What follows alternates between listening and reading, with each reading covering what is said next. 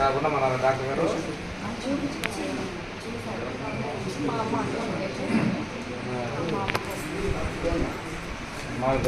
దానికి ఇచ్చారా?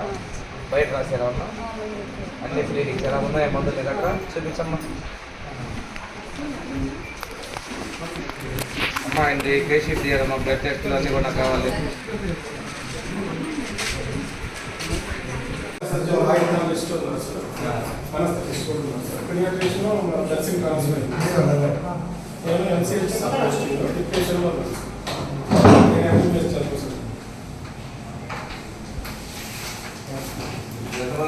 Doctors doctors ఎంత ఉన్నారు?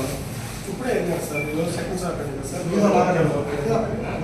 12 వరకే ఓకే అని చెప్పి వెళ్ళారు సార్. ఇప్పుడే వెళ్ళారు అనుభవం సార్. రెస్పాన్స్ కరెక్ట్ ఉండడం లేదు సార్. నైట్ పూట ఎవరైనా లేడీస్ కానీ ఎవరైనా వస్తే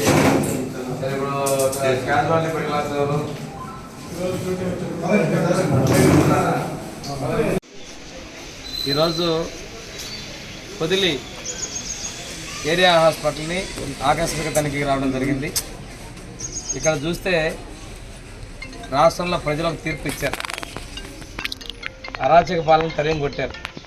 కానీ ఇక్కడ అధికారుల నిర్లక్ష్యం ఇదే సాక్ష్యం. గవర్నమెంట్ మారి నెల రోజులైంది, ఈ పథకం పేరు కూడా మేము మార్చాం, కానీ ఇలా లేదు. ఇంకోటి పది శిలాఫలకాలు ఇక్కడ ఎమ్మెల్యే బోర్డు ఆ రోజున ముఖ్యమంత్రిది పెట్టుకున్నారు. అక్కడ ఒక్క గవర్నమెంట్ లోగో లేదు. ఈ నిధులు వాళ్ళ జేబులో ఇచ్చినట్టుగా నిధులు వేసుకున్నారు. తక్షణమే మార్చాలని చెప్పేసి నేను అధికారులు తెలియజేస్తున్నాను. రెండోది, ఆసుపత్రిలో చూస్తే వైద్యులందరూ ఉన్నారు. 1-2 పరికరాల లోపాలు ఉన్నాయి.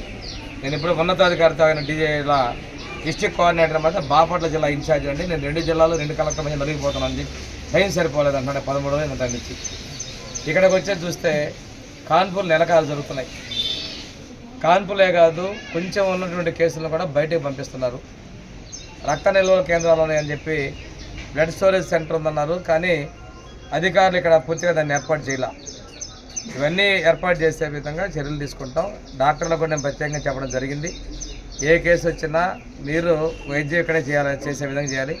ప్రజలు కూడా చాలామంది కేసులు ఏదైనా వస్తే మమ్మల్ని బయటకు పంపిస్తున్నారు అంటున్నారు, రిఫర్ చేస్తున్నారు అంటున్నారు.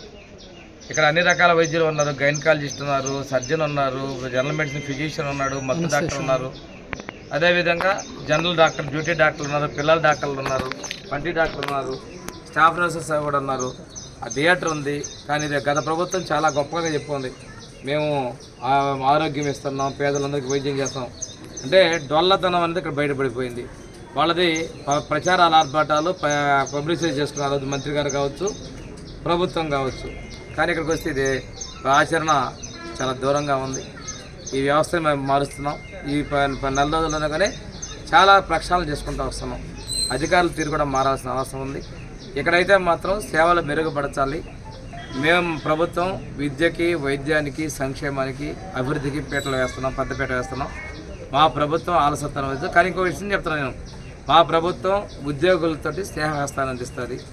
ఉద్యోగులకు రావాల్సినటువంటి విషయాలన్నింటిలో కూడా మేము అన్నీ ఇచ్చేదానికి మేము సిద్ధంగా ఉన్నాం, పనిచేస్తాం. ప్రభుత్వానికి మంచి చేయాలని డాక్టర్లను కూడా చెప్తాం. చాలా కష్టపడి వైద్య వృత్తిని మీరు అభ్యసించారు.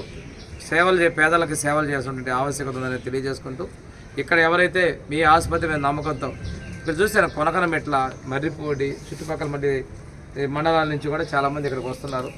వచ్చినటువంటి పేషెంట్లకి ట్రీట్మెంట్ చేసి పంపిస్తే మీకు ఉన్నటువంటి ఆత్మసంతృప్తి వేరు. రిఫరల్ చేయటం కాదు, రిఫరల్ చేసినటువంటి కేసు కూడా బయటికి వెళ్ళిన తర్వాత వాళ్ళు ఏ గవర్నమెంట్ హాస్పిటల్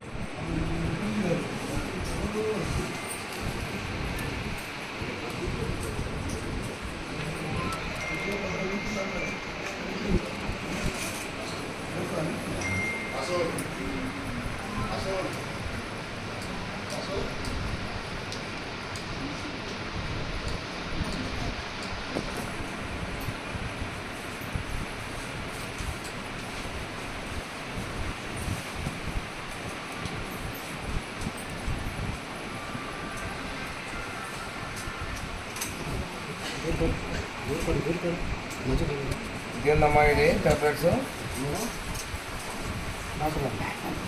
ఇది మాకేం మరి అంటే నీకేం లేవా? పారాసెటమాల్ ఇచ్చినట్లేదే. జ్వరంతో వచ్చినట్టువే కళ్ళు కొంచెం ఎర్రగా అయిందని వచ్చేసి జమ్మ చూపించుకోవడానికి వచ్చారా ఏం బాగాలేదు జమ్మ